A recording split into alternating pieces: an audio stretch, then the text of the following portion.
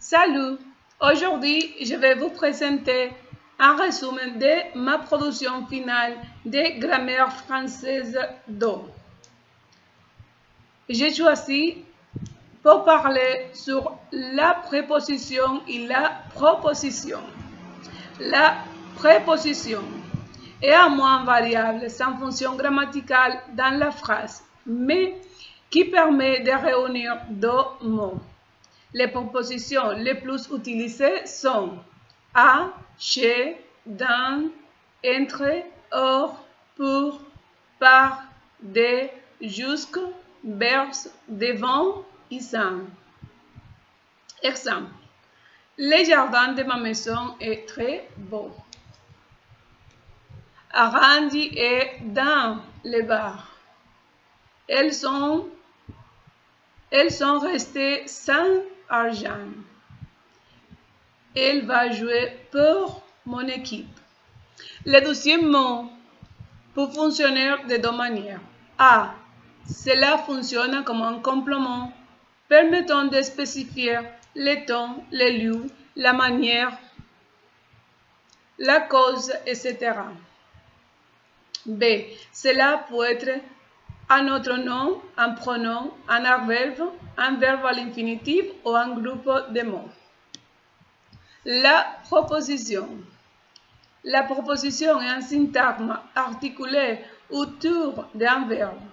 Cette notion est surtout utilisée dans l'apprentissage des langues, ainsi que dans les commentaires littéraires et analyse de textes. Les différents types de propositions sont la proposition indépendante et une proposition qui ne dépend d'aucune autre proposition et dont aucune proposition dépend d'elle. La proposition indépendante est reliée par un signe de ponctuation, virgule, point virgule ou deux points.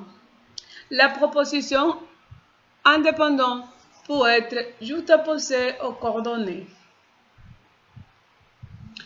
Quand la proposition est reliée par un signe mentionné avant, on dit qu'elle est une proposition indépendante juxtaposée.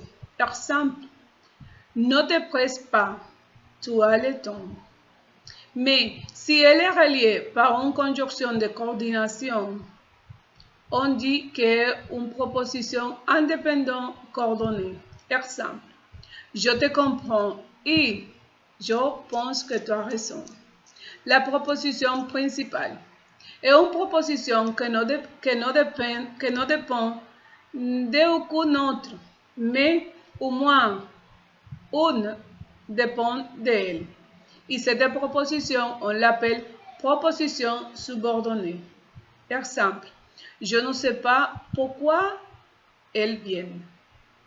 Je ne sais pas est la proposition principale de la phrase. 3. La proposition subordonnée est une proposition qui ne peut pas se suffire à elle-même et pourtant, elle vient à complémenter une autre.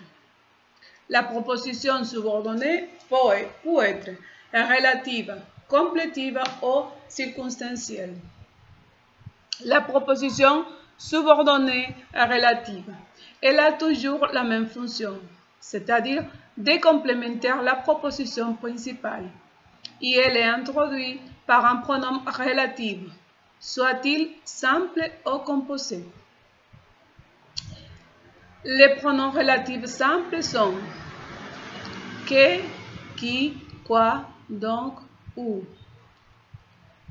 Alors que les relatifs composés sont lesquels, laquelle, duquel, auquel, etc. Exemple avec les pronoms relatifs simples. J'ai une robe que j'aime beaucoup. Exemple avec un pronom relatif composé. Elle a une maison laquelle a hérité de son grand-père. Proposition subordonnée complétive. La proposition subordonnée complétive peut être conjonctiva, infinitiva o interrogativa. La proposition de subordination complétive conjonctive a deux conjonctions de subordination, que et ce que. La proposition de subordination complétive infinitive ne contient pas de mots introduits. Et-il comprend un verbe à l'infinitif? Et-il comprend un verbe à l'infinitif? Plusieurs fois, elle est complément d'objet direct d'un verbe de perception. Voir, écouter, sentir, entendre, etc. La proposition subordonnée complétive interrogative peut être totale ou partielle.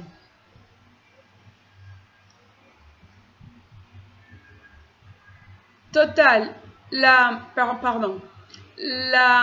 proposition subordonnée complétive totale est introduite par si, alors que quand elle est introduite par un déterminant interrogatif, un pronom interrogatif ou un adverbe interrogatif, on dit que c'est une proposition partielle.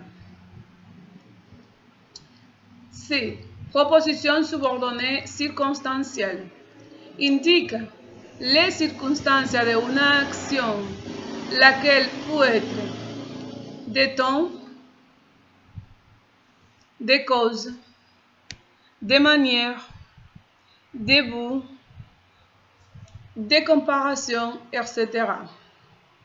La proposition incidente est une proposition indépendante insérée à l'intérieur d'une phrase pour ajouter une remarque, une réflexion ou un commentaire d'une personne qui parle à l'attention d'une personne qui écoute.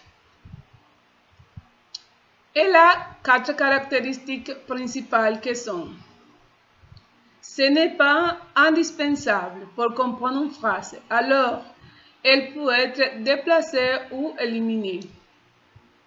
2. Fait la fonction d'une parenthèse. 3. Elle est encadrée par parenthèse, virgule ou tiret. 4. Peut être placée à la fin, au milieu ou au début de la phrase. Exemple. C'est l'heure de partir. Je crois. Paraît-il que ce soir, elles vont gagner le match. C'est nous qui avons gagné le match. Tu te souviens ce soir-là? Bon, jusqu'ici, c'est mon résumé de la production finale. J'espère qu'on se revoit à la prochaine. Au revoir.